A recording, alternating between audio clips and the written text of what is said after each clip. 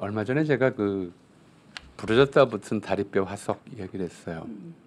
그게 인류 보편의 양심에 입각해서 해석을 하면 그 측은지심이나 동정심이 발현된 증거다. 원시인의 네, 그래서 인간성의 탄생이자 문명의 탄생이다라고 이제 해석한다고 말씀을 드렸어요. 원시인의 다리뼈가 붙었던 흔적이 있더라. 그러려면은 보호해줬어야 했다. 그렇죠. 예.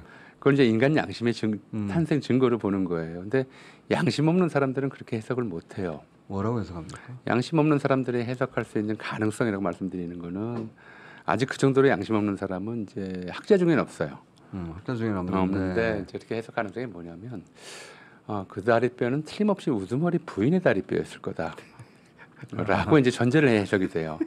그래서 우두머리가 특별히 아끼기 때문에 그래서 뭐 출장 치료도 하고 할 줄 아는 사람들이 권력자의 아니면 이제 명품 고기도 갖다 바치고 그렇게 해서 이 다리뼈를 붙여놨을 거다. 그러니까 양심 없는 사람들은 어떤 배려심 아니면 동정심 이런 걸 이권이 없는데 그런 게 그렇죠. 어딨어? 이익이 있어야 하니까. 그래서 사실 그 양심과 욕심이 반비례해요. 양심은 물 같아서 아래로 향하고 욕심은 불 같아서 위로 향해요. 우리가 이거 어디 나온 표현입니까? 내가 만든 표현이에요. 그럴듯해가지고 타오르는 욕망 이런 말은 있어도 네. 물 흐르듯 하는 욕망 이런 말은 그렇죠. 없잖아요. 네. 탐욕은 항상 위로 향해요. 그래서 양심 있는 사람들의 배려심은 약한 사람들을 향하고 욕심 많은 사람들의 배려심은 오히려 힘 있는 사람들을 향해요. 그래서 욕심이 양심을 증발시킬 정도로 이제 심한 사람들은 늘 이제 그런 사람들을 왜 이렇게 등용하느냐 하면 그런 사람이라야 아무리 불의하고 부당하고 악한 일을 시켜도 양심의 가책을 느끼지 않고 해요. 이렇게 연결되는구나. 그러니까 이제 이런 일들이 이제 가능한 것이 첫 번째예요. 그러니까 양심의 가책을 느끼지 않는 사람은 당연히 양심이 없기 때문에 늘 부끄러울 일을 하지 않고 그런 사람들일수록 악행을 저지르는데 아무런 거리낌이 없어요. 역사상 모든 악인들이 그랬고요. 두 번째로는 검찰이 그 김혜경 씨 이제 이재명 전 대표 부인 기소하면서 10만 4천 원을 법인카드로 부당하게 썼고 그 중에 자기 먹을 거 빼면 7만 8천 원인데 거기에 징역이 아니라 벌금 300만 원을 구형하면서 죄질이 아주 나쁘다고 그랬어요. 압수수색 몇 번 했습니까? 30번 이상 했고 모든 걸 다 조사했던 거죠. 그 기준으로 보면은 이제 이진숙 씨 같은 경우에는 도대체 왜 수사를 안 하는지 모르겠는 그런 상황이 벌어지는데 3,000번 해야 돼. 3,000번. 근데 이게 왜 그러냐면 아까 말씀드린 양심의 기초에서 도덕률이 나오고 그 도덕률의 최소한이 법이에요.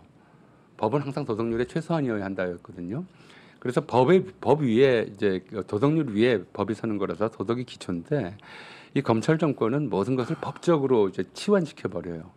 자기들이 수사하면은 도덕적으로 문제가 있는 것이고 자기들이 수사하지 않으면 도덕적으로 문제가 없는 것이다. 이런 식으로 이제 상황을 만들어 버리거든요. 거기에 이제 동조가 되는 사람들이 나오는 거예요. 그러니까 늘 이제 그렇지만 이제 폭군의 짝은 항상 간신과 탐관오리예요. 이런 이제 도덕률이 무너져 버리고 법만 남으면 이제 그 법 자체가 모든 것을 지배할 수 있게 되는 그런 상황이 되는 거죠. 그러니까 검찰 정권에서는 도덕이 무너지는 게 편해요. 그래 자기 마음대로 할 수 있으니까. 근데 이렇게 무너져 버리면 이제 사회가 회생 불가능이 되는 거예요. 지금 우리 사회에 그러니까 국민의힘 지지자의 70% 정도가 이진숙 씨가 적격이다라고 대답을 했다고 그러더라고요. 여론조사에서 70% 가까이가. 지금 우리 사회의 양심이 무너지는 속도가 남극 빙하가 녹는 속도보다 빨라요. 이게 더 심각한 양심의 위기를 좀 겪고 있어요. 기준을 몇십 년 뒤로 바꾸는 것 같아요. 예, 그러니까 오죽하면 김대중 정권이나 김대중 전 대통령이 70년대 민주화 운동하면서 뭐라고 불렀냐면 자기들을 양심 세력이라고 그랬어요. 그렇죠. 양심 세력이라고 그랬고 그래서 그분이 한 이제 굉장히 중요한 좀 말이 행동하지 않는 양심은 악의 편이었어요. 이념이나 무슨 체제나 여기에 대한 문제가 아니라 양심이 살아야 된다고 하는 것이 그 당시 민주화 운동의 이제 목표였고요. 근데 지금 우리 사회가 딱 그 단계로 내려갔어요.